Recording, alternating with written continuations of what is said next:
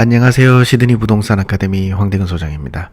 제가 영상을 주에 보통 하나씩 업로드를 요즘 해드리고 있는데요. 영상을 촬영하고 그리고 편집하고 그러면 다소 올라가기까지 시간이 많이 소요되는 경향이 있어서 지금 보시는 화면처럼 영상 편집이 따로 필요 없는 이렇게 기사를 읽어드리는 시간을 전해드리고자 합니다. 그러니 다들 출근하시면서 혹은 주무시기 전에 라디오처럼 편하게 들으실 수 있게 도와드리도록 하겠습니다. 기사나 칼럼을 보고 무조건 맞다라는 식의 진행보다는 저희가 같이 비평도 한번 해보고요.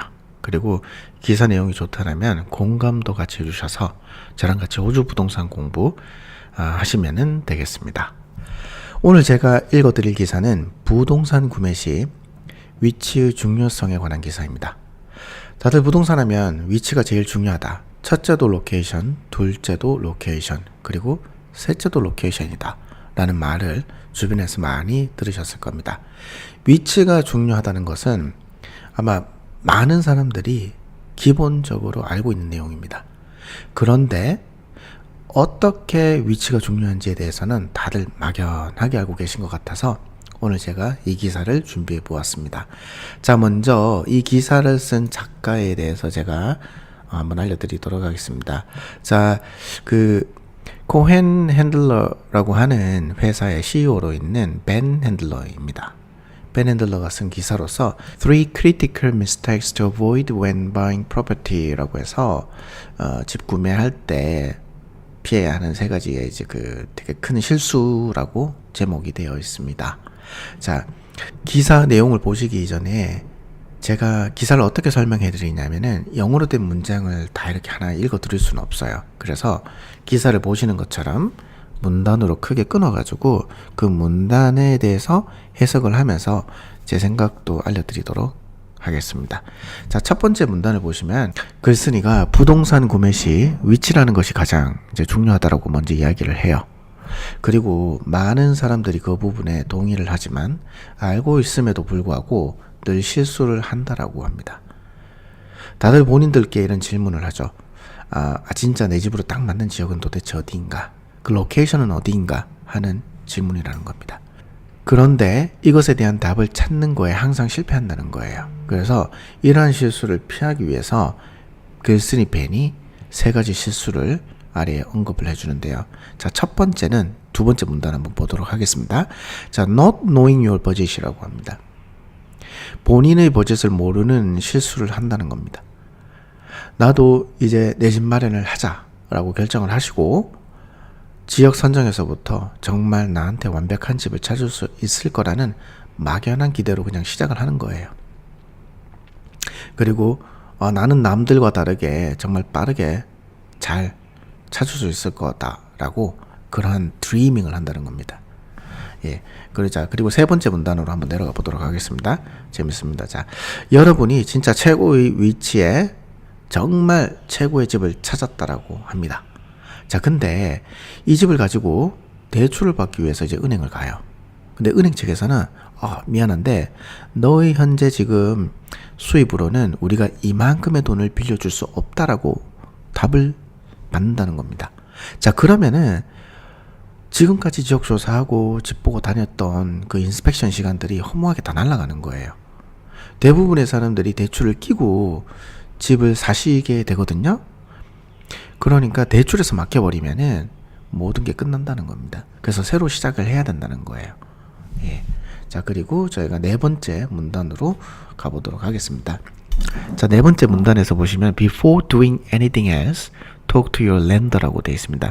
자, 여기서 lender는 돈을 빌려주는 사람이에요. 그러니까 은행이 되겠죠.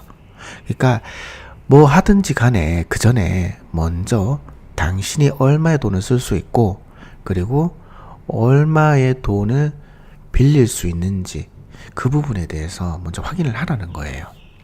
자, 이것은 많은 분들께서 흔하게 실수하는 것 중에 하나죠. 정확히 내가 얼마를 빌릴 수 있는지 그 확인을 안 하시고 그냥 집을 보러 다니시는 거예요. 네, 그러면은 다섯 번째 문단을 보도록 하겠습니다. Location mistake number 2. Focusing on the job market. 내용을 보시면 로컬 이코노미라는 것이 부동산 구매율에 큰 역할을 한다라는 겁니다.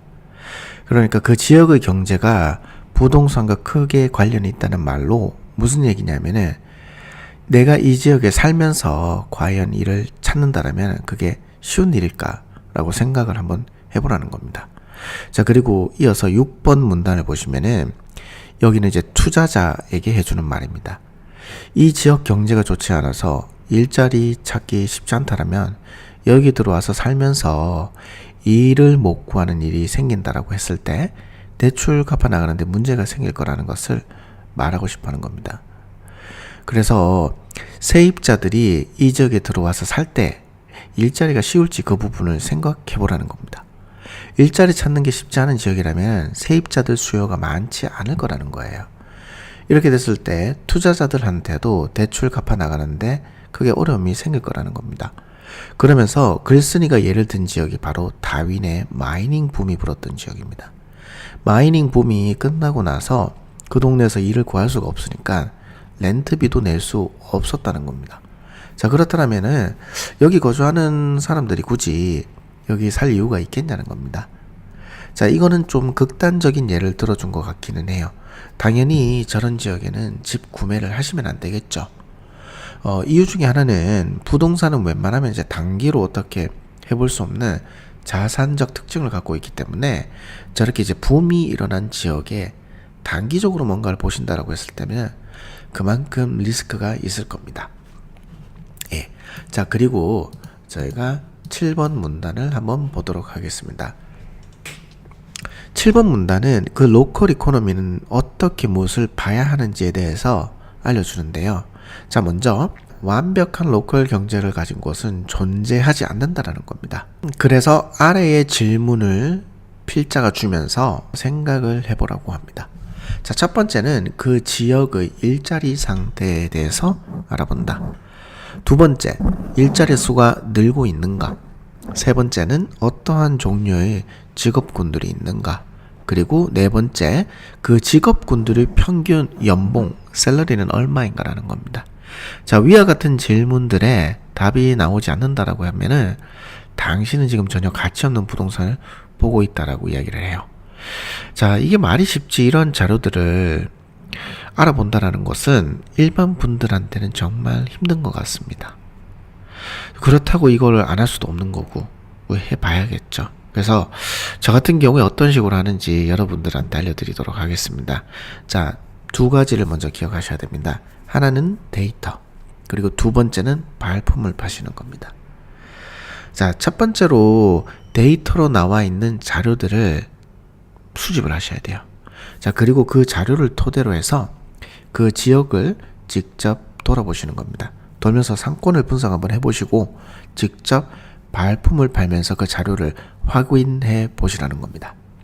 왜냐하면 가끔씩 정부나 미디어에서 뿌리는 자료들이 있긴 하지만 그게 다 100% 정확하진 않은 경우들이 가끔 있기 때문이죠. 단순히 통계 자료만 믿으시면 안 된다는 겁니다. 그리고 8번째 문단을 한번 보도록 하겠습니다. 자, Location Mistake Number 3가 됩니다. Choosing a slump area. 작가가 하는 말은 호주 부동산 가격은 항상 오른다라는 말을 믿지 말라는 겁니다. 왜냐하면 호주에는 해마다 집값 오르는 게 개런티, 증명이 되지 않은 지역들이 여전히 많기 때문이라는 겁니다. 그래서 이런 지역들을 슬럼프 에리어라고 작가는 이야기를 하고 있어요. 그래서 이렇게 가격이 오르지 않는 지역에다가는 집을 사지 말라는 겁니다. 많은 사람들이 돈 적게 빌리는 것을 다들 선호를 하시죠. 왜냐면 이제 부담이 없으니까. 그래서 집값이 다소 이제 싼 지역에다 집을 살려고 한다는 겁니다. 근데 여기서 문제가 생길 수 있는 거예요.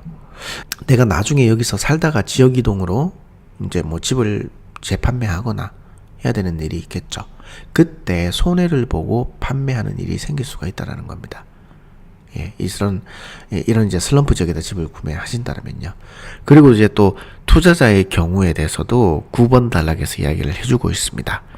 투자자의 경우에도 집값이 저렴해서 구매를 생각하고 이제 집을 구매를 한 거예요.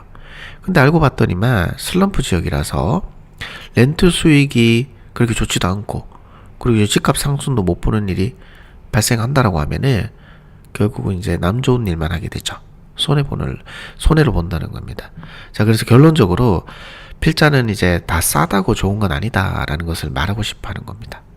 그리고 마지막 문장을 한번 보시면은 현재 그 지역의 퍼포먼스만 보지 말고 5년, 10년 혹은 20년 후도 생각해 보라고 이야기를 하네요. 그러니까 20년 후까지도 슬럼프에 빠질 만한 동네인지 보라는 겁니다. 근데 이 부분에 대해서는 제가 쉽게 공감이 되진 않아요. 왜냐면은 이야기는 이렇게 하지만 이러한 지역이 어느 지역인지 정도는 뭐 언급을 해주는 게 좋을 것 같긴 하거든요. 근데 그런 언급 없이 그냥 애매모호하게 표현을 하기 때문에 제 개인적인 생각으로는 설득력이 좀 떨어져요. 그리고 그 지역의 개발, 뭐 슬럼프 이런 것들이 5년에서 10년까지는 어느 정도 뭐 내다볼 수는 있겠죠. 왜? 지역 개발이라는 것이 5년 계획, 10년 계획이기 때문이에요. 근데 20년까지 예상하기에는 실질적으로 쉽지는 않아요. 예. 그래서 이런 뭐 20년까지 예상해야 된다라고 하는 거는 조금 이제 설득력에서 좀 떨어지는 것 같습니다. 뭐 개인들마다 다르게 생각하실 수 있겠지만 제 개인적인 생각은 그러하다라고 말씀드리고 오늘의 기사를 마무리해 보도록 하겠습니다. 자, 다들 오늘 기사를 보시고 궁금하신 사항 혹은 질문이 있으시면은 댓글에 남겨주셔도 되고 아니면 저희 이메일로 보내주셔도 괜찮습니다. 자, 그러면 이번 한 주도 좋은 시간 되시고 다음 시간에 뵙도록 하겠습니다. 감사합니다. 황대근 소장이었습니다.